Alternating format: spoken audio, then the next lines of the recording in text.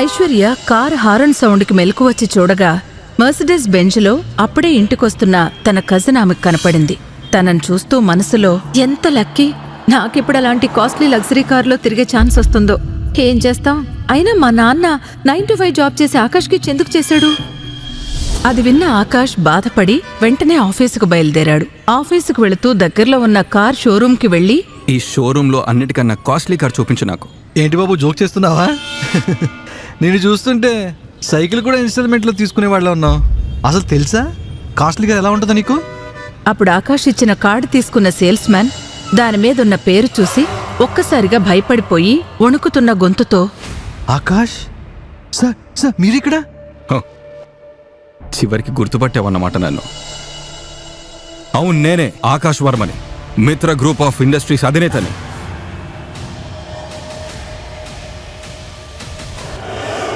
వెంటనే కారింటికి పంపు. అసలెంతకీ ఈ ఆకాష్ వర్మ ఎవరు? అతనిలా సాధారణ జీవితాన్ని ఎందుకు గడుపుతున్నాడు? ఆకాష్కి సంబంధించిన నిజం ఐశ్వర్యకు తెలిస్తే ఏం జరగనుంది? ఆకాష్ కార్ షోరూం నుండి ఆఫీసుకు వెళుతుండగా తన మొబైల్కి మీరా నుంచి కాల్ వస్తుంది. మీరా ఆకాష్ వైఫ్ ఐశ్వర్య వాళ్ళ కజిన్. తను ఎప్పుడూ ఆకాష్ని కించపరచాలని చూస్తూ ఉంటుంది. ఏమైంది బావగారు, ఫోన్ ఎత్తడానికి ప్రాబ్లం ఏంటి? అదేం లేదు మీరా, నేను సర్లే అవన్నీ వదిలే. నాదో చిన్న పనుంది. కేఆర్ జ్యువెలర్స్ దగ్గర నా నెక్లెస్ ఒకటుంది, అది కలెక్ట్ చేసుకుని వెంటనే ఇక్కడికి రండి. మీరా, నేను ఇప్పుడు బ్యాంక్ వెళ్ళాలి. ఏంటి బావగారు, అయినా బ్యాంకుకి వెళ్లాల్సిన అవసరం మీకేంటి? మేమిచ్చే ముష్టి మీకు సరిపోవట్లేదా? కాబట్టి సాకులు చెప్పటం మానేసి నా నెక్లెస్ తీసుకుని 1 గంటలో ఇక్కడికి రండి. మర్చిపోయాను, ఆ షాప్ వాడు మీకు 30,000 అమౌంట్ కూడా ఇస్తాడు.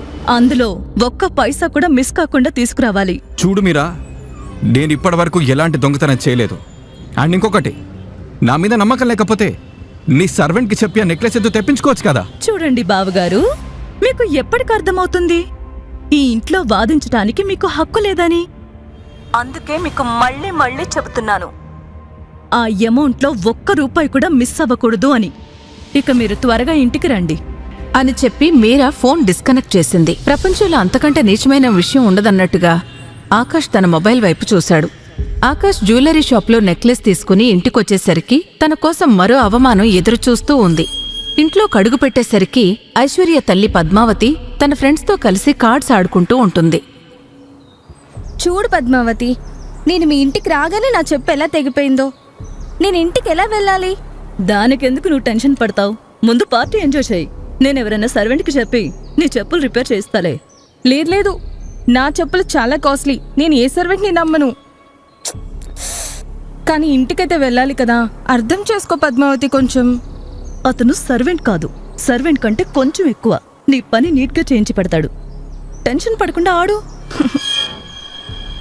ఆకాష్ ఇంట్లోకి ఎంటర్ అయ్యాడో లేదో ఆమె కళ్ళు అతనిపై పడ్డాయి. వెంటనే ఆకాష్ని పిలిచింది. ఆకాష్, ఒకసారి ఇలా రా. ఆకాష్ ఆమె పిలుపు విని అటువైపు వెళ్లాడు. తనకర్థమైపోయింది, ఇప్పుడేదో ఒక గందరగోళం జరగబోతుందని. తన చెప్పులు తెగిపోయాయట, వెళ్ళి రిపేర్ చేయించుకురా. త్వరగా రావాలి, అర్థమైందా? వాళ్ళు మళ్ళీ ఇంటికి వెళ్ళాలి. అదేంటి పద్మావతి, నువ్వు మీ అల్లుడికి చెప్తున్నావు చెప్పులు బాగు చేయమని? చూడు, నాకిదేం నచ్చలేదు. అవసరం లేదులే.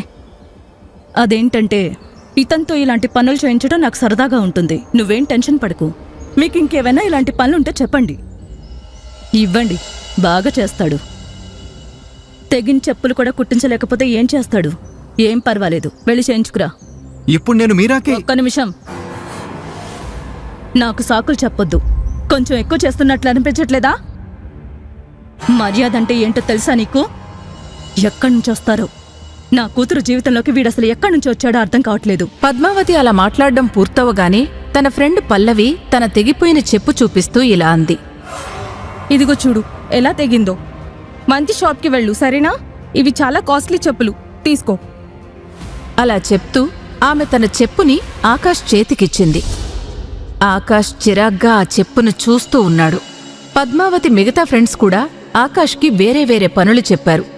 ఆకాష్కిష్టం లేకపోయినా ఆ పనులన్నీ చేయాల్సొస్తుంది. అలా చిరాకు పడుతున్న ఆకాష్కి ఐశ్వర్య నుండి ఒక మెసేజ్ వచ్చింది.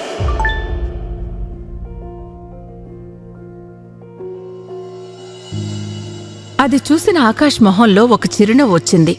అప్పటిదాకా తనకున్న చిరాకులన్నీ ఒక్కసారిగా మాయమైపోయాయి.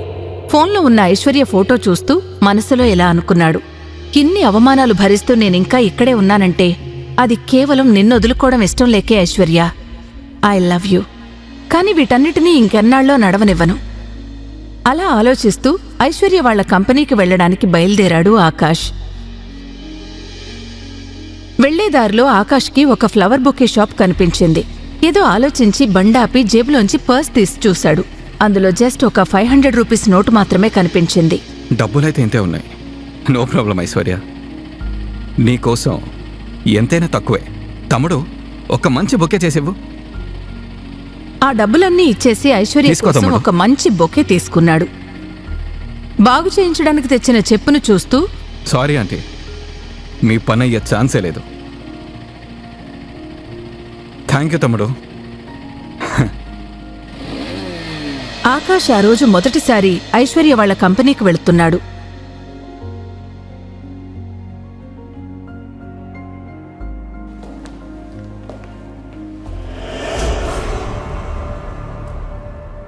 You bloody idiot. కళ్ళు కనిపించట్లేదా నీకు? గుడ్డోడివా నువ్వు? ఈ ఆఫీసులో నిలబడ్డానికి కూడా నీకు అర్హత లేదు. కానీ నువ్వు ఎలా బిహేవ్ చేస్తున్నావు అంటే ఇదేదో నీ బాబుగాడి ఆఫీస్ అన్నట్లు.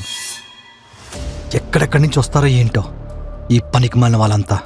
మహేష్ ఆకాష్ సాదాసీదా బట్టలు చూసి అతన్నొక ఆఫీస్ బాయ్ అనుకున్నాడు. ఆకాష్ని పైనుండి కింద వరకు చిరాగ్గా చూస్తూ బొకేని తన కాళ్లతో తొక్కేసి బయటికి వెళ్ళిపోయాడు.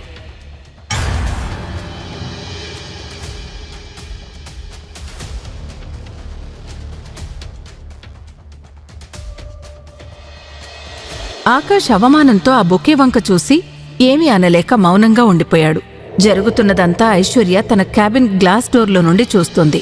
కళ్ల నిండా నీళ్లతో ఆకాష్నే చూస్తూ ఉంటుంది ఐశ్వర్య. మహేష్ అక్కడ్నుంచి వెళ్ళిపోయాడు. మహేష్ అలా వెళ్లగానే అక్కడికొచ్చిన ఐశ్వర్యం చూసిన ఆకాష్ ఒక్క క్షణం పాటు జరిగిందంతా మర్చిపోయాడు. ఐశ్వర్యం చూస్తూ తనలో తాను అనుకున్నాడు, నువ్వెంత ప్రేమిస్తున్నావు ఐశ్వర్య నన్ను. అందుకే కదా వాడు నన్ను అలా అన్నందుకు నీ కళ్ళలోంచి నీళ్ళొచ్చాయి. నువ్వేం బాధపడక ఐశ్వర్య, అన్నీ అవే సర్దుకుంటాయి. నువ్వు అలా చూస్తూ ఉండు. మనసులో ఆనందపడుతూ ఐశ్వర్య క్యాబిన్లోకి వెళ్లాడు ఆకాష్. ఐశ్వర్య దగ్గరకు వెళ్లి తన కన్నీళ్లను తుడుస్తూ, వదిలే ఐశ్వర్య, నువ్వెందుకు టెన్షన్ పడుతున్నావు? ఏం జరిగినా అది నాకే కదా జరిగింది. అయిందేదో అయిపోయింది కదా. పో అవతలకు ముందు, పో అవతలకు ముందు, పో అవతలకు ముందు. నా జీవితంలో నుంచి ఎప్పుడు వెళ్ళిపోతావు నువ్వు? నరకం చేసేసావు నా జీవితాన్ని. నా భర్తవి కాదు నువ్వు. నేను చేసిన పాపాలకి శిక్షవి నువ్వు. అసలు నీకేం కావాలి? మా నాన్న నీతో బలవంతంగా నా పెళ్లి చేసేశారు. ఆ తప్పు మూలంగా నేను ఇప్పటికీ ఇబ్బంది పడుతూనే ఉన్నాను. నీకు అర్థం కావట్లేదా? ఈ రోజుకి నిన్ను నా భర్తగా చెప్పుకోవాలంటే సిగ్గుగా ఉంది. ఈరోజు డ్రైవర్ రాలేదు, అందుకే నేను నిన్ను రమ్మన్నాను. కానీ నాకేం తెలుసు నా భర్త ఇంత సిగ్గులేనివాడని. ఈరోజు నీ మూలంగా ఎప్పటి నుంచో ఉన్న మా క్లయింట్ మిస్టర్ మహేష్ అంత కోపం తెచ్చుకున్నాడు. వెళ్ళిపోవచ్చు కదా. నేనెక్కడికెళ్ళినా నీ మూలంగా నాకు అవమానమే. ఎందుకు పనికిరాని ఒక దిష్టి బొమ్మవి మాత్రమే నువ్వు. దిష్టి బొమ్మవి మాత్రమే అని ఏడుస్తూ ఐశ్వర్య క్యాబిన్ నుండి బయటకు వెళ్ళిపోయింది. ఆకాష్ తన వెనకే వెళ్ళాడు. కాని మహేష్ బయటే ఐశ్వర్య కోసం ఎదురుచూస్తూ ఉన్నాడు. ఆకాష్ చూస్తుండగానే ఐశ్వర్య తన క్లయింట్ మహేష్ కార్లో బిజినెస్ మీటింగ్ కోసమని వెళ్ళిపోయింది.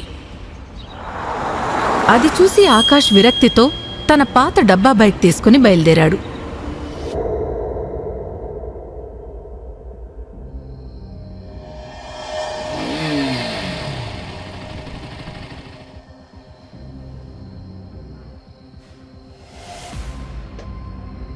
దారిలో ఆగి ఆకాష్ లైట్గా డ్రింక్ తీసుకున్నాడు.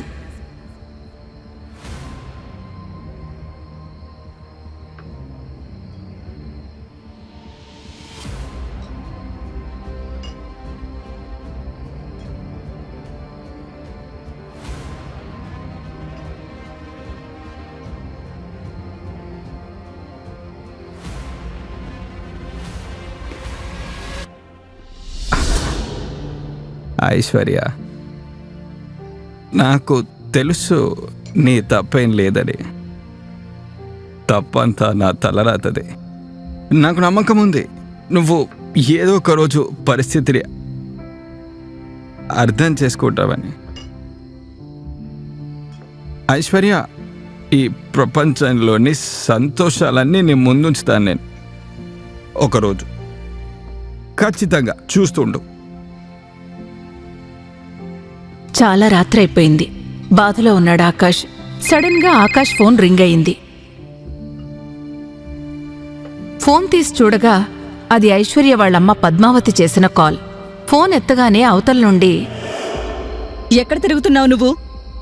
నీకు తెలుసా అసలు నీ మూలంగా నా ఫ్రెండ్స్ ముందు నా పరువు అంతా పోయింది. ఎప్పటి నుంచి నీ ఫోన్ ట్రై చేస్తున్నానో తెలుసా? ఎక్కడున్నావు నువ్వు అసలు? నేను ఐశ్వర్యను పిక్ చేసుకోవడానికి వెళ్ళాను, కానీ తను... ఐశ్వర్యకు ఫోన్ ఇవ్వు. తన ఫోన్ కూడా కలవట్లేదు చాలాసేపటి నుంచి.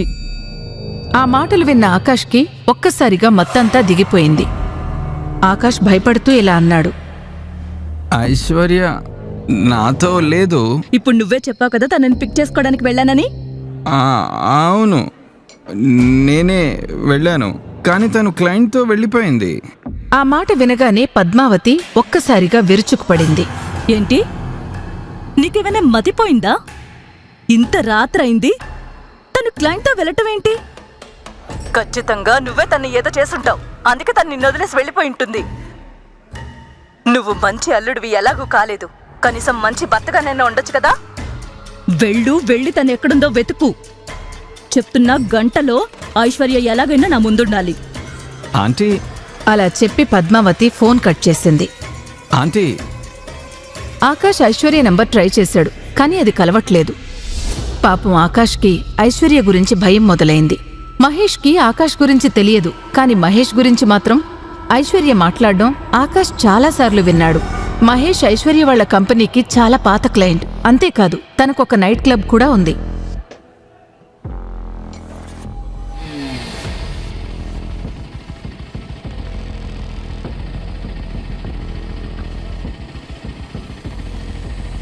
ఆకాష్ వాళ్ళ క్లబ్ దగ్గరకు వెళ్లి బైక్ ఆపి లోపలికెళ్లాడు. లోపలంతా గోలగోలగా ఉంది. అందరూ డ్రింక్ చేసి డాన్స్ చేస్తున్నారు. ఎక్స్క్యూజ్ మీ వెయిటర్, మహేష్ ఎక్కడున్నారో తెలుసా? మహేష్ అదిగో అక్కడున్నాడు.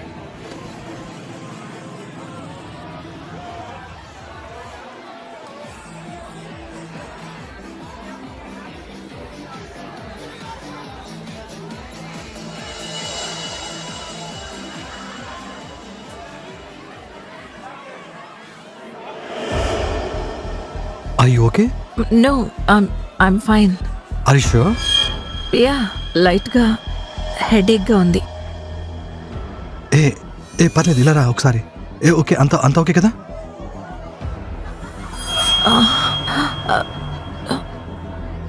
ఐశ్వర్య, నువ్విక్కడ? నీకెంత ధైర్యం ఇక్కడ రావడానికి? Get out!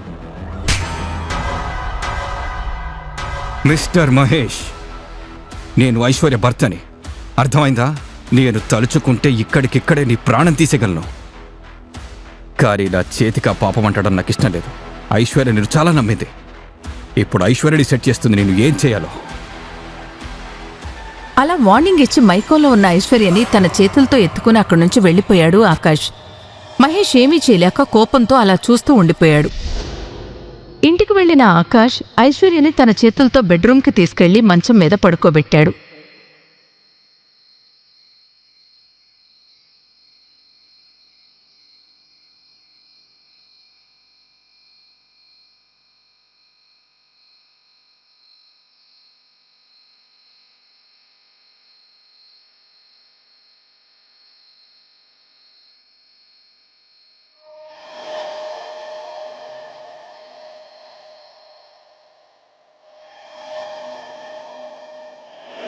తెల్లవారుగానే ఆకాష్ త్వరగా లేచాడు. ఫ్రెష్ అయ్యి డ్రెస్ చేసుకుంటూ ఉండగా ఐశ్వర్య కళ్ళు తెరిచింది.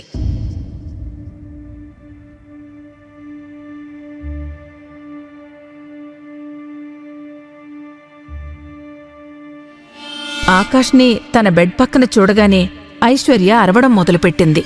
నీకెంత ధైర్యం ఉంటే నన్ను నీ బెడ్ మీద పడుకోబెడతావు? ఎలా వచ్చాను నేను ఇక్కడికి? ఆకాష్ ఐశ్వర్యను చూస్తూ ఉండిపోయాడు. ఆకాష్ ఏమనుకున్నాడంటే ఐశ్వర్య లేవగానే తనకు థ్యాంక్స్ చెప్తుందని.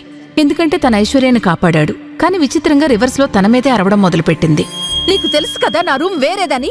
అన్నీ తెలుసు కూడా నన్ను తీసుకొచ్చి నీ రూమ్లో నీ బెడ్ మీద పడుకోబెట్టడానికి నీకెంత ధైర్యం? ఎందుకు ఇలా చేసావు? ఐశ్వర్య, రాత్రి నువ్వు మత్తులో ఉన్నావు. నేను నిన్ను మహేష్ నుండి కాపాడి ఇక్కడికి తీసుకొచ్చాను. నిన్న పరిస్థితుల్లో చూసి వదిలేసి రాలేకపోయాను. అప్పుడు ఐశ్వర్యకి రాత్రి జరిగిందంతా గుర్తుకొచ్చింది. మహేష్ తను తాగే డ్రింక్లో ఏదో మందు కలిపాడు. మత్తులోకి వెళుతుండగా అవకాశం తీసుకుని మిస్బిహేవ్ చేయడం మొదలుపెట్టాడు. అప్పుడు ఆకాష్ అక్కడికి రావడం వరకు గుర్తుంది. ఆ తర్వాత ఐశ్వర్య మైకంలోకి వెళ్ళిపోయింది. అప్పుడు ఐశ్వర్య ఒక్కసారిగా సైలెంట్ అయిపోయింది. తన మీద తనకే కోపం వచ్చింది. కాని మాట మార్చి ఇలా అంది. అవును, నాకు తెలుసు రాత్రి ఏం జరిగిందో. కాని జరిగిందన్న అవకాశంగా తీసుకుని నువ్వు నాకు దగ్గరవ్వాలని చూస్తే మాత్రం బావుండదు. నీ మైండ్లో అలాంటి ఆలోచనలేవైనా ఉంటే మాత్రం ఇప్పుడే అవన్నీ తీసేసాయి. సరిగ్గా అప్పుడే ఐశ్వర్య మొబైల్కు ఒక నోటిఫికేషన్ వచ్చింది. అందులో వచ్చిన మెసేజ్ చూసి ఐశ్వర్య ఒక్కసారిగా షాక్ అయింది. కంగారుగా ఈమెయిల్ చదువుతూ, ఇలా ఎలా జరుగుతుంది? ఈ ఆఫీసర్ ఇలా ఎలా నా డ్రీమ్ ప్రాజెక్ట్కి అప్రూవల్ ఇవ్వకుండా ఉంటాడు? సడన్ గా ఐశ్వర్య మొబైల్ రింగ్ అయింది. స్క్రీన్పై ఉన్న నంబర్ చూస్తే అది ఐశ్వర్య వాళ్ల బాబాయ్ మయూకాంత్ నుండొచ్చిన కాల్. ఐశ్వర్య వాళ్ల కంపెనీలన్నింటికీ వాళ్ల బాబాయ్ మయూకాంత్ చూసుకుంటున్నాడు. ఐశ్వర్య ఫోన్ వంక ఎలా చూస్తుందంటే లిఫ్ట్ చేస్తే ఎలాంటి ప్రళయం వస్తుందో అన్నట్టు. చివరికి ఫోన్ లిఫ్ట్ చేసింది ఐశ్వర్య. ఐశ్వర్య, మన కంపెనీ ప్రెస్టీజియస్ ప్రాజెక్ట్ నీ చేతిలో నుండి వెళ్ళిపోయినట్లే. అంతేకాదు, నువ్వు ఈ కంపెనీకి మన ఫ్యామిలీకి సంబంధించిన బిజినెస్లన్నింటికీ దూరంగా ఉండాల్సిందే. ఈ రోజు నుండి నీకు మన కంపెనీతో ఎటువంటి సంబంధం లేదు. ఆ మాటలు విన్న ఐశ్వర్య చేతిలో నుండి ఫోన్ కింద పడిపోయింది. వాళ్ళ బాబాయ్ తీసుకున్న నిర్ణయానికి ఐశ్వర్య ఒక్కసారిగా కుప్పకూలిపోయింది. ఐశ్వర్యం చూసి ఆకాష్ కంగారుగా, ఐశ్వర్య, ఫోన్ చేసింది ఎవరు? ఐశ్వర్య, ఐశ్వర్య.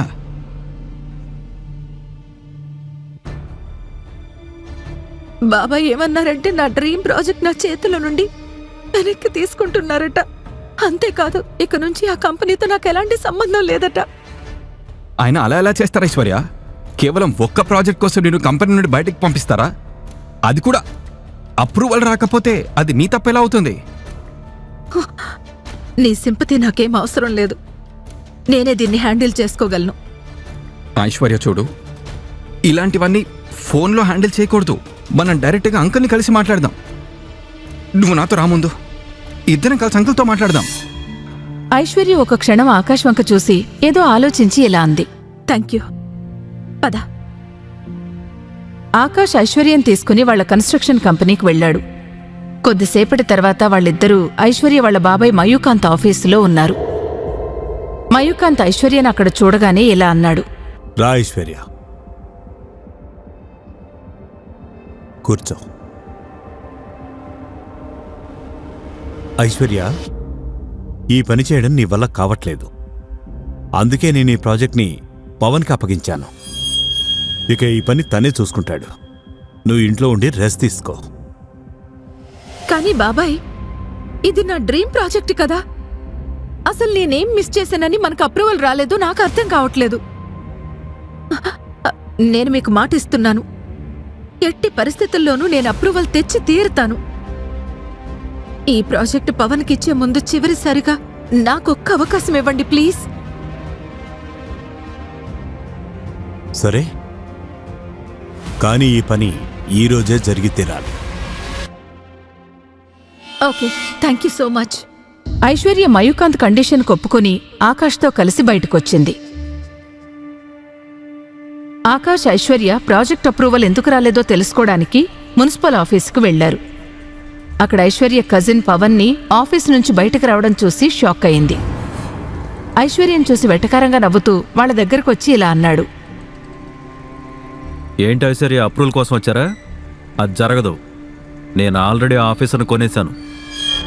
ఐశ్వర్య అతని వంక కోపంగా చూస్తూ ఆకాష్తో కలిసి ఆఫీసు లోపలికి వెళ్ళింది.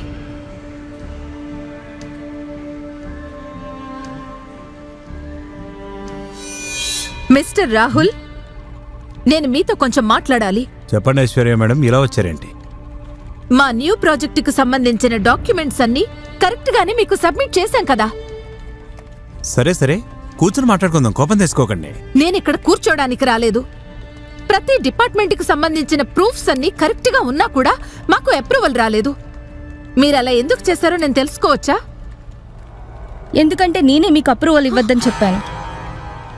రమ్య, నువ్విక్కడ? అవును, నేను ఇక్కడే వర్క్ చేస్తాను. నువ్వెవరితో అయితే మాట్లాడుతున్నావో ఆ ఆఫీసర్ ఎవరో కాదు, నా భర్త. నీ ప్రాజెక్ట్కి అప్రూవల్ కావాలని నాకు తెలిసింది, సో నేనే నీకు అప్రూవల్ ఇవ్వద్దని చెప్పాను. ఇప్పుడు అర్థమైందా నీకు నా భర్త ఏ పొజిషన్లో ఉన్నాడో? కావాలంటే నీకు అప్రూవల్ ఇవ్వగలడు, లేదా క్యాన్సిల్ కూడా చేయగలడు. నీ దగ్గర చాలా డబ్బు ఉంది కదా, వెళ్ళి వేరే చోట పని చేయించుకో. రమ్య, జరిగిందంతా నా పొరపాటు వల్ల జరిగిపోయింది. నాకు తెలీదు. ప్లీజ్ అవన్నీ మర్చిపో రమ్య. అయినా అవన్నీ గుర్తు. ఐశ్వర్య, ఆ మాటల్ని నేను ఎప్పటికీ మర్చిపోలేను. నా పెళ్లి జరిగినప్పుడు ముందు నీ దగ్గరికే వచ్చాను. అప్పుడు నువ్వు అమాయకుడైన నా భర్తని అవమానించావు. అది నాకిప్పటికీ గుర్తుంది. రమ్య, అది నా తెలియనితనం.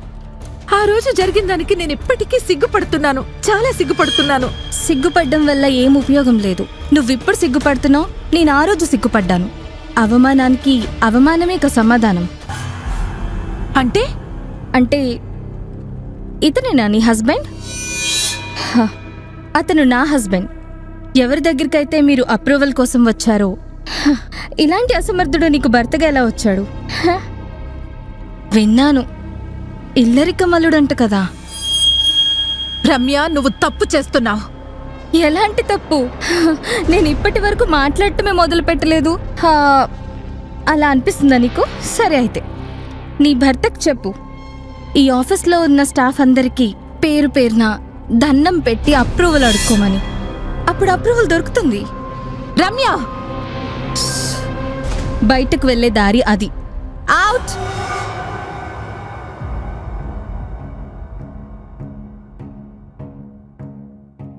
సార్ ప్లీజ్ సార్ ఏదో ఒకటి చేయండి. సిస్టర్, మీరు చెప్పండి ప్లీజ్. మీరు అడిగింది ఏదైనా చేస్తాను నేను. మీరు చెప్పండి, నేను చేస్తాను ఏదైనా. అప్రూవల్ ఇవ్వండి ప్లీజ్. అయ్యో, పని అయినట్లేదే. So sad.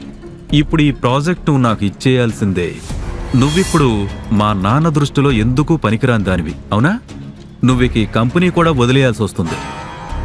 నువ్వేం టెన్షన్ పడక ఐశ్వర్య, అన్నీ నేను చూసుకుంటాను. నువ్వు జస్ట్ నీ పనికిరాని మొగుడుతో ఇంట్లోనే ఉండి ఎంజాయ్ చేసుకో. ఇంతకీ నీ మొగుడెక్కడున్నాడు? నీతో పాటు బయటికి రాలేదా?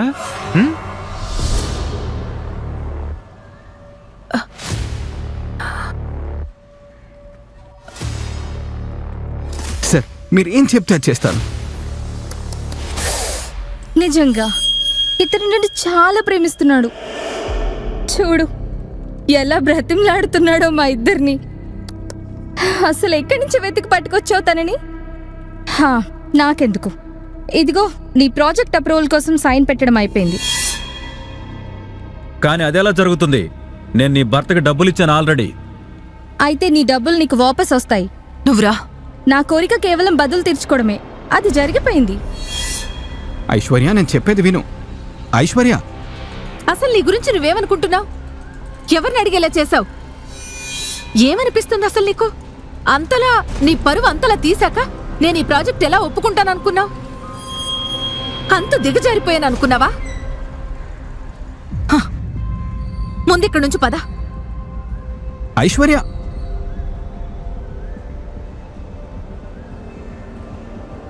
ఏమనుకుంటున్నావు అసలు నువ్వు? ఇలా చేస్తే ఐశ్వర్యకి అన్నీ తిరిగి వస్తాయనుకుంటున్నావా? నేను తనని వదలను. తను నా వైఫ్.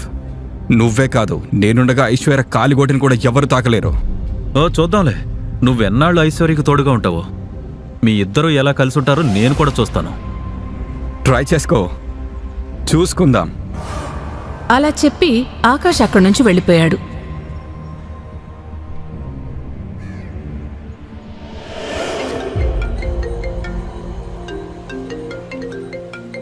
హలో. అమ్మా ఐశ్వర్య, ప్రాజెక్ట్ అప్రూవల్ వచ్చిన సందర్భంగా ఈరోజు ఇంట్లో పార్టీ అరేంజ్ చేశాం.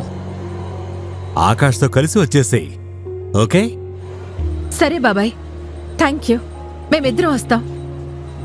బాయ్. సాయంత్రం అయింది. పెద్ద పెద్ద వాళ్ళందరూ పార్టీకి వచ్చేశారు. ఐశ్వర్య, ఆకాష్లను చూసి పవన్ ఇంకా మీరా మనసులోనే తిట్టుకోవడం మొదలుపెట్టారు. నేను ఆకాష్కి ఒక పని అప్పగించాను, కానీ అది కూడా కంప్లీట్ చేయలేదు. ఈ మధ్య తను చాలా ఎక్కువ చేస్తున్నాడు. వీడి కోసం నేను వేరే ప్లాన్ చేశానులే. ఇద్దరూ చూసావా, మేడ్ ఫర్ ఈచ్ అదర్ లాగా ఉన్నారు. వచ్చిన వాళ్ళందరూ చీకొట్టాలంటే నా దగ్గర ఒక ప్లాన్ ఉంది. జస్ట్ నువ్వు నాకు సపోర్ట్ చేస్తే చాలు. అలా చెప్తూ తన చేతిలోని మందు గ్లాస్ తీసుకుని ఆకాష్ వైపు నడిచాడు. తనకి కొంచెం దూరంలో నుంచుని అందరికీ వినిపించేలా, ఏ ఆకాష్, ఈ సూట్ ఎక్కడి నుంచి తెచ్చావు? చూస్తుంటే ఈ బికారి తన వైఫ్ డబ్బులతో కొన్నట్టున్నాడే. లేకపోతే నీలాంటి వాడికి ఇంత కాస్ట్లీ సూట్ ఎక్కడి నుంచి వచ్చినట్టు? ఆ చుట్టుపక్కల ఉన్న వాళ్ళందరూ ఆకాష్ని చూసి నవ్వుకోవడం మొదలుపెట్టారు. అది సరిపోదన్నట్టు మీరా చేతిలో వైన్ గ్లాస్ పట్టుకుని వాళ్ల దగ్గరకొచ్చి, అయ్యో బావగారు, మీరు పవన్ అన్న మాటలు అస్సలు పట్టించుకోవద్దు. ఏం పవన్, అసలు బావగారు ఇంట్లో ఉంటే నీకేంటి ప్రాబ్లం? ఇల్లరికం వచ్చిన అల్లుడు తన అత్తగారికి సేవలు చేస్తే తప్పేంటి? అంతేకాదు, తన వైఫ్ దగ్గర డబ్బులు తీసుకుని ఖర్చు పెట్టుకుంటే నీకేంటి ప్రాబ్లం? అందులో తప్పేముంది? ఓహ్ సారీ సారీ సారీ. సరే మీరా, నీకేమనిపిస్తుంది? ఐశ్వర్య ఆకాష్ని లవ్ చేస్తుందంటావా? ఏ కనిపించట్లేదా? ఒకసారి అటు చూడు. తన భర్తను వదిలేసి వేరే వాళ్ళతో ఐశ్వర్య ఎలా ఎంజాయ్ చేస్తుందో. అదైతే నిజమే. వీళ్ళిద్దరి మధ్యలో అయితే ఎటువంటి రిలేషన్ ఉన్నట్టు లేదు. మరి వదిలేయండి బావగారు, మాతో పాటు ఎంజాయ్ చేయండి. అలా అంటూ మీరా వైన్ గ్లాస్ని ఆకాష్ చేతికివ్వబోయింది. ఆకాష్ వద్దని చెప్తూ, లేదు మీరా, నాకు అలవాట్లేదు. చాలే ఆకాష్, ఇంత పెద్ద పార్టీలో బిల్డప్ ఎందుకులే? ఇది మన పరువుకు సంబంధించిన విషయం. తాగండి బాబు గారు, డ్రింక్ చేయడానికి అంత సిగ్గేంటి? వద్దంటుండగానే ఆకాష్తో గ్లాసులో డ్రింక్ మొత్తం తాగించేశాడు పవన్. పవన్ ఆ గ్లాస్ తీయగానే మీరా తన చేతిలోని గ్లాస్ని ఆకాష్ నోటికందించి ఇలా చెప్పింది, అరే, నేను తాగిస్తే తాగరా మరి బావగారు? కానివ్వండి, కొంచెం కూడా తాగేయండి. ఆకాష్ వద్దంటూనే ఉన్నాడు, కానీ తన మాట ఎవరూ వినిపించుకోలేదు. కొద్దిసేపటికి ఆకాష్కి తన మీద తనకే కంట్రోల్ పోవడం స్టార్ట్ అయింది. అలా మత్తులోకి జారిపోయాడు. తర్వాత పవన్, మీరా ఆకాష్ని అవమానించడం మొదలుపెట్టారు. మరోవైపు మయూకాంత్ వచ్చిన గెస్ట్లతో మాట్లాడుతూ ఉన్నారు.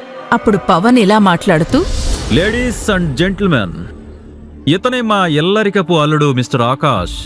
ఇతని వెనక చాలా పెద్ద కథే ఉంది. తను ఎలాంటి బ్యాక్గ్రౌండ్ నుంచి వచ్చాడు, అతని ఇంటి పేరేంటి, ఈరోజు మనం అన్నీ తెలుసుకోబోతున్నాం. ఏం బావగారు, చెప్పండి. ఆకాష్ మత్తులో తూలుతూ ఇలా అన్నాడు, మీరు తెలుసుకోవాలనుకుంటే కనుక వినండి. పనికి మాలిన బామ్మరిది, ముందు నీతో మొదలు పెడతాను. నువ్వు నంబర్ 1 వేస్ట్ ఫెలో, అంతేకాదు ఒక చీటర్ కూడా. కన్స్ట్రక్షన్ కంపెనీ మొత్తాన్ని నీ చేతిలోకి తీసుకోవాలనుకుంటున్నావు కదా, అందుకే నువ్వు ఐశ్వర్యాని దారి నుంచి తప్పించాలని చూసావు కదా. అంతేకాక నన్ను ఐశ్వర్యాని విడదీయాలనుకుంటున్నావు కదా. ఆకాష్, ఏంటి పిచ్చి పిచ్చిగా మాట్లాడుతున్నావు? ఇంకా నా మాటలు పూర్తి కాలేదు పవన్. అవును, నువ్వు బిజినెస్ని గుప్పెట్లో పెట్టుకోవాలని తెగ ట్రై చేస్తున్నావు. అప్రూవల్ నువ్వు తీసుకొని బిల్డప్ ఇద్దామనుకున్నావా? ఆకాష్, ఏం జరుగుతుంది ఇక్కడ? అయ్యయ్యో అంకుల్, అంకుల్ మీ గురించి అయితే ఏం చెప్పగలను. చెప్పాలంటే మీరు ఐశ్వర్యను మోసం చేస్తున్నారు. మనసులో మీకు వీడే గెలవాలని ఉంది. అందుకే ప్రతిసారి ఐశ్వర్యకు వ్యతిరేకంగా వీడికి సపోర్ట్ చేస్తున్నారు. ఆకాష్, ఈయన మా నాన్నగారు. మీరా వీరా నాకు తెలుసు. వీరిద్దరూ ఐశ్వర్య వెనక ఎన్ని గోతులు తీస్తున్నారు. చివరికి వీరిద్దరూ తన బాబాయ్ పిల్లలు. వీరిద్దరికి ఒకళ్ళ మీద ఒకళ్ళకి ఎంత కోపం ఉంటుందో నాకు తెలుసు.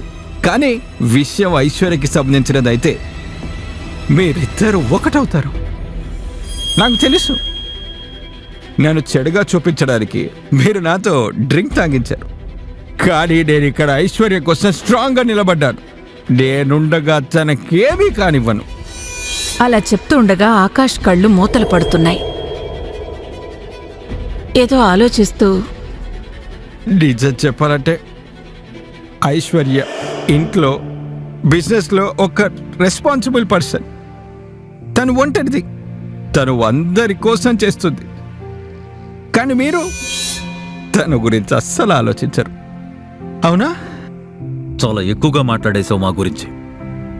ఇంకా మాట్లాడింది చాలు గాని పోయి ఇక్కడి నుంచి. నువ్వు ఐశ్వర్యకి పనివాడిగా కూడా పనికిరావు. ఇక ఎప్పటికీ నీ గతింతే.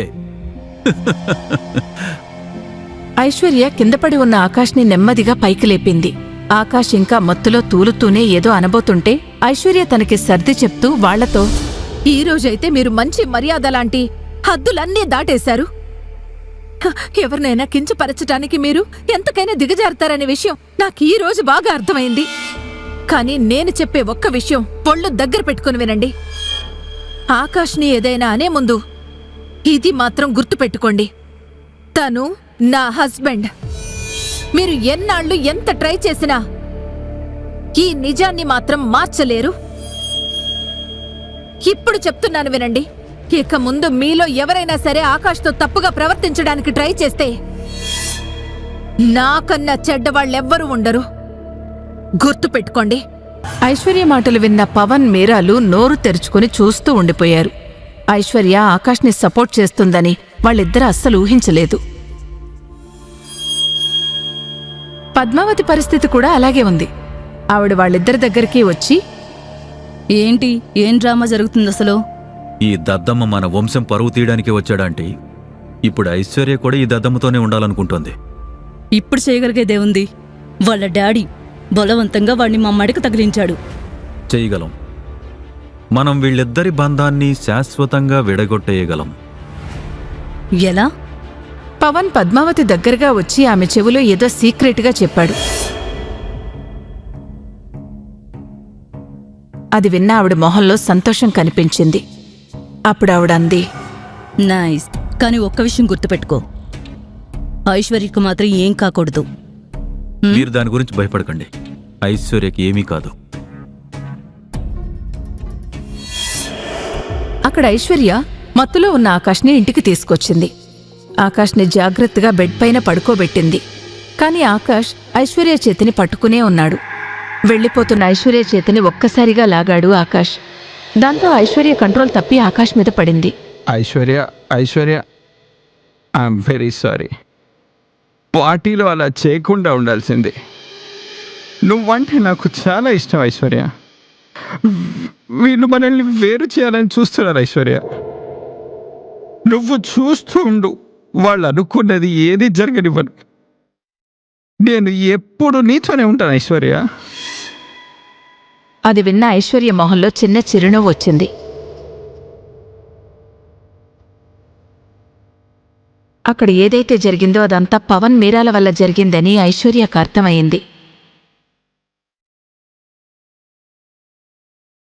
ఐశ్వర్యకు సంతోషంగా అనిపించింది. ఆకాష్ ఏదైతే మాట్లాడాడో అదంతా నిజమే. ఆకాష్ మాట్లాడింది అది కొన్నేళ్ల నుండి ఐశ్వర్య మనసులో ఉన్నదే.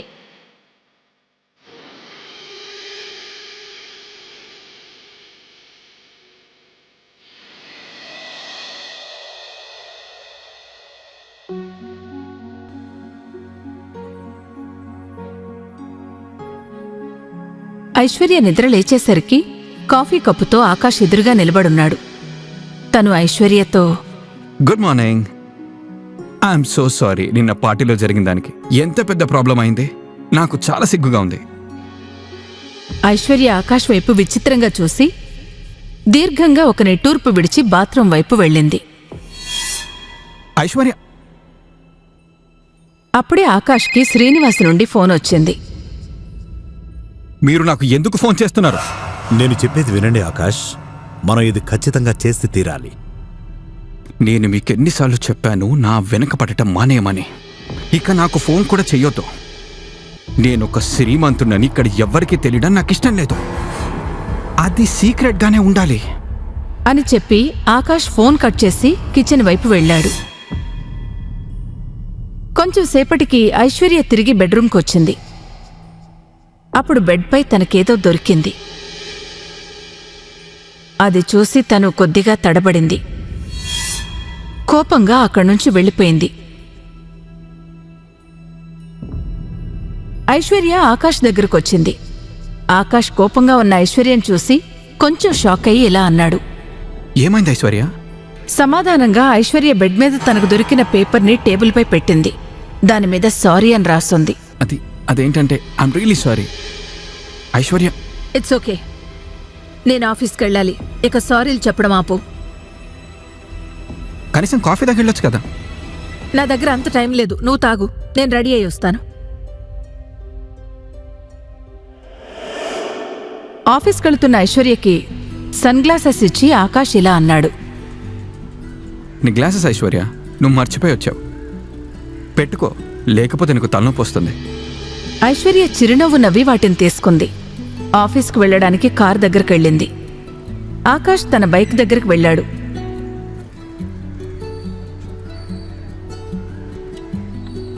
అప్పుడు ఐశ్వర్య వెనక నుండి కారు హార్న్ కొట్టింది.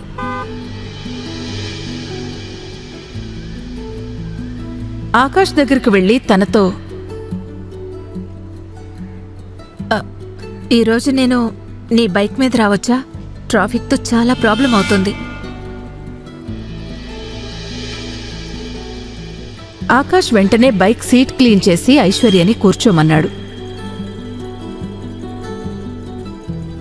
ఐశ్వర్య బైక్ మీద కూర్చుని ఆకాష్ భుజాల మీద చేతులు వేయగానే ఆకాష్కెంతో సంతోషంగా అనిపించింది. ఒక స్మైల్ ఇచ్చి ఆకాష్ బైక్ స్టార్ట్ చేశాడు.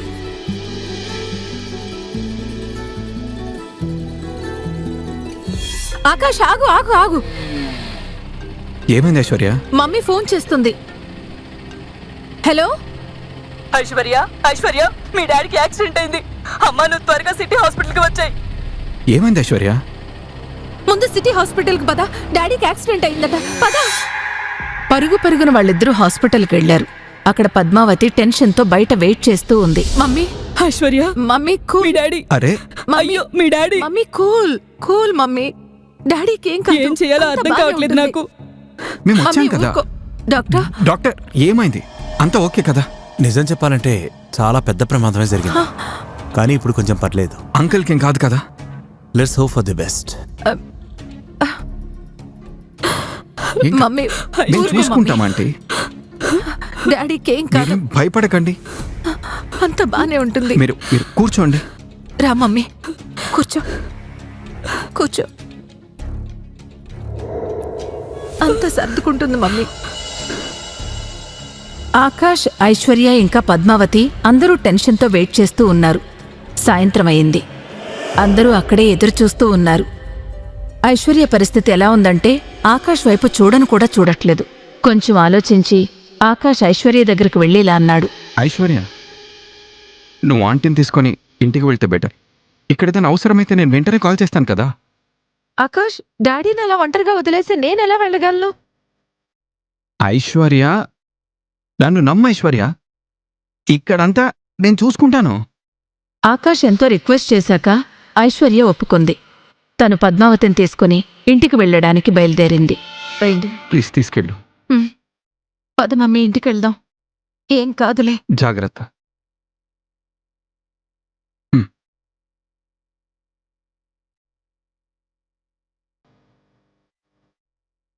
ఐశ్వర్య వాళ్ళ నాన్న యాక్సిడెంట్ గురించి ఆకాష్ కూడా చాలా బాధపడ్డాడు. ఎందుకంటే జీవితంలో తననెవరైనా నమ్మారు అంటే అది చంద్రకాంత్ మాత్రమే. ఆకాష్కి ఆయనంటే చాలా అభిమానం.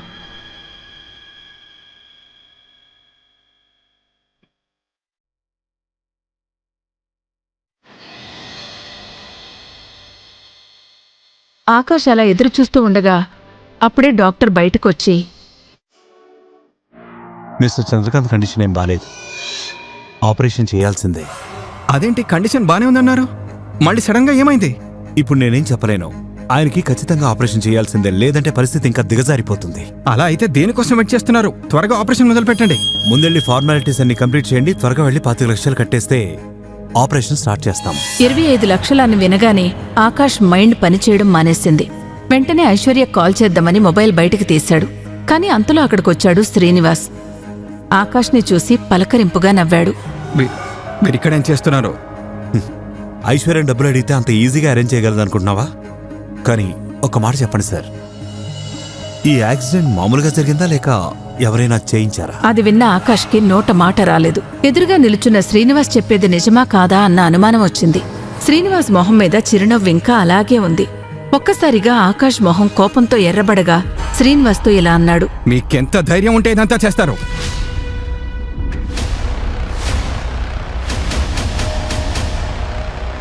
రాజశేఖర్ వర్మ గారి ధైర్యం మీకు ఇంకా పూర్తిగా తెలీదు. ఆయన తలుచుకుంటే ఏదైనా చేయగలరు. ఇది చిన్న యాక్సిడెంట్ మాత్రమే. మీరు చాలా తప్పు చేశారు. మీరు దీనికి సమాధానం చెప్పి తీరాల్సిందే. ఇప్పుడు దీనికోసం 25 లక్షలు కదా కావాల్సింది. నేను ఇప్పుడు ఆ అమౌంట్ ఇవ్వడానికి రెడీగా ఉన్నాను. కానీ మీరు మిత్రా గ్రూప్కి రావాల్సి ఉంటుంది. మీ కంపెనీకి 25 లక్షలు అనేది పూచిక పుల్లతో సమానం. ఏమంటారు? ఆ డబ్బులు మీరు కట్టి తీరాల్సిందే. అంకుల్కి జరిగిన యాక్సిడెంట్ లెక్క నేను తర్వాత తెలుసుకుంటాను. కానీ నేను మీ మాట అస్సలు వినను. అరే, ఈ డబ్బులు నేను ఇవ్వకపోయినా మీకేం తేడా ఉండదు ఆకాష్, ఎందుకంటే ఐశ్వర్య మీతో ఉంది కాబట్టి. కానీ ఇంకోసారి ఆలోచించు. నువ్వు నా మాట వినకపోవడం వల్లే తన తండ్రికి యాక్సిడెంట్ అయిందని కనుక ఐశ్వర్యకు తెలిసిందా, ఇప్పుడిప్పుడే బలపడుతున్న మీ బంధం పూర్తిగా తెగిపోతుంది. నేను చెప్పేది మీకు అర్థమైందా? ఆకాష్ శ్రీనివాస్ వైపు అలా చూస్తూ ఉండిపోయాడు. నిజానికి శ్రీనివాస్ చాలా తెలివిగా ట్రిక్ ప్లే చేశాడు. కానీ ఆ విషయాన్ని ఇప్పటి వరకు ఎందుకు ఆ విధంగా ఆలోచించలేదని ఆకాష్ పశ్చాత్తాపడ్డాడు. అరే ఇంకో విషయం, నువ్వు అవునా అని చెప్పకపోతే మీ నాన్నగారి గురించి నీకు బాగా తెలుసు.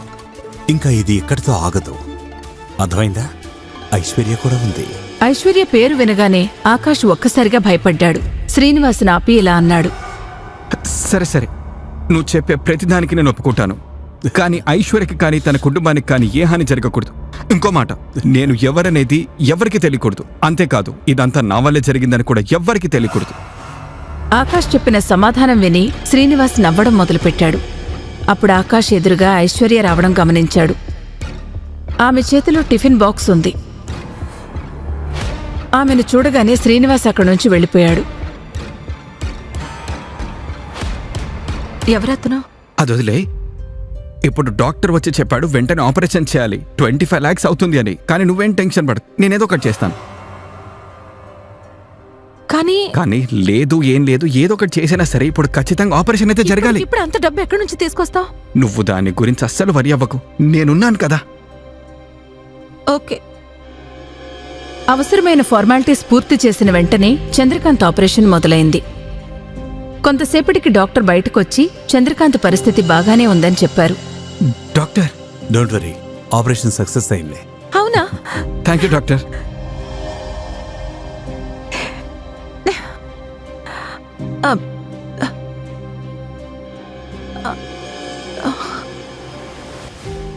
అప్పుడు ఐశ్వర్య ఆకాష్కి టిఫిన్ బాక్స్ ఇస్తూ, ఈ భోజనం నేను డాడీ కోసం తీసుకొచ్చాను. ఆయనకి బాగైతే నేను నా చేతులతో తినిపిద్దామనుకున్నాను. కానీ ఇప్పుడు ఇది నీకివ్వాలనుకుంటున్నాను. నువ్విప్పుడు ఇది తినొచ్చు. ఆకాష్కి అప్పుడు నిజంగానే ఆకలేసింది. అతను బాక్స్ ఓపెన్ చేయగానే అందులో తనకిష్టమైన వంకాయ కూరుంది. ఆకాష్కి అదంటే చాలా ఇష్టం. కానీ అప్పుడు ఆకాష్కి ఐశ్వర్య మాటలు గుర్తొచ్చాయి. ఆ భోజనం ఆమె తండ్రి చంద్రకాంత్ కోసం తెచ్చిందని. కానీ చంద్రకాంత్కి వంకాయ కూర అంటే అస్సలు పడదు. ఆ విషయం ఐశ్వర్యకి బాగా తెలుసు. అంటే దానర్థం ఐశ్వర్య ఆకాష్ కోసమే ఆ భోజనం తయారు చేసి తెచ్చిందని. కానీ ఆ విషయం ఆకాష్కు తెలియకూడదు అనుకుంది. అలా ఆలోచిస్తున్న ఆకాష్ ముఖంలో చిరునవ్వు మెరిసింది. చంద్రకాంత్ని ఐసీయూ నుంచి రూమ్కి షిఫ్ట్ చేశారు. ఐశ్వర్య వాళ్ల డాడీ దగ్గరే ఉంది. ఇంతలో ఆకాష్ భోజనం చేస్తూ ఉండగా అతని మొబైల్కి మీరా నుండి కాల్ వచ్చింది.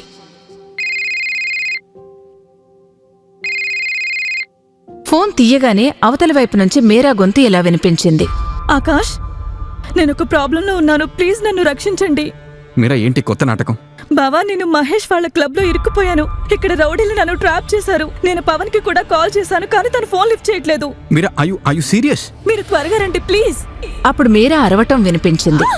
అక్కడ రౌడీలు పెద్దగా నవ్వడం మొదలుపెట్టారు. మీరా ఏడుస్తున్న వాయిస్, రౌడీల నవ్వులు ఆకాష్కి క్లియర్గా వినిపించాయి. మీరా మాట్లాడుతూ ఉండగా అక్కడున్న రౌడీల్లో ఎవరో ఒకతను తన ఫోన్ విసిరేశాడు. ఆకాష్ గబగబా ఐశ్వర్య దగ్గరకు వెళ్లి తనతో, ఐశ్వర్య, ఐఎమ్ సో సారీ. నాకు ఒక అర్జెంట్ పని పడింది, నేను వెంటనే వెళ్ళాలి. కానీ డాడీ ఎలా? I know it's very urgent యార్. Trust me, it's very urgent. I will just come. నేను ఇప్పుడే వస్తాను. ఆకాష్, ఇప్పుడే వస్తాను. అంకుల్ జాగ్రత్త. ఐశ్వర్య తిరిగి ఏదో చెప్పాలని ప్రయత్నించింది, కానీ ఆకాష్ అక్కడి నుంచి కంగారుగా వెళ్లిపోయాడు. ఆకాష్ మహేష్ క్లబ్కి చేరుకునేసరికి అక్కడెవ్వరూ లేరు. మీరా, క్లబ్ మొత్తం మీరా! ఖాళీగా ఉంది. ఆకాష్కేదో అనుమానంగా అనిపించింది. ఆకాష్ ఇంకొంచెం లోపలికి వెళ్లగానే వెనకాల నుంచి ఎవరో చేతిలో కర్చీఫ్తో గట్టిగా తన ముక్కు దగ్గర నొక్కి పెట్టారు. ఆకాష్ కొంచెంసేపు తనను తాను విడిపించుకోవడానికి ప్రయత్నించాడు, కానీ చివరికి స్పృహ తప్పి పడిపోయాడు. అప్పుడక్కడ ఇద్దరి ముఖాలు కనిపించాయి. స్పృహలో లేని ఆకాష్ దగ్గర నవ్వుతూ నిలబడ్డారు పవన్ మరియు మేరా. ఇప్పుడు ఆకాష్కేం జరుగుతుంది? తన ప్రాణాలు ప్రమాదంలో ఉన్నాయా? అతనేదైనా ప్రమాదకరమైన కుట్రల్లో ఇరుక్కున్నాడా? ఐశ్వర్య ఆకాష్ ఎక్కడున్నాడో కనుక్కోగలుగుతుందా? ఆకాష్ని ఏం చేయడానికి పవన్, మీరా ఇంకా వాళ్ల కుటుంబ సభ్యులు ఆ ట్రాప్ ప్లాన్ చేశారు? ఆకాష్ని ఐశ్వర్యకు దూరం చేస్తారా? ఇక ముందు ఏం జరగబోతుంది? ఈ ప్రశ్నలకు సమాధానాలు తెలుసుకోవాలంటే నెక్స్ట్ ఎపిసోడ్ వినాల్సిందే. క్రింద ఇచ్చిన లింక్ ని క్లిక్ చేసి పాకెట్ ఎఫ్ఎం యాప్ ని ఇన్స్టాల్ చేసుకోండి. Stay tune to pocket FM.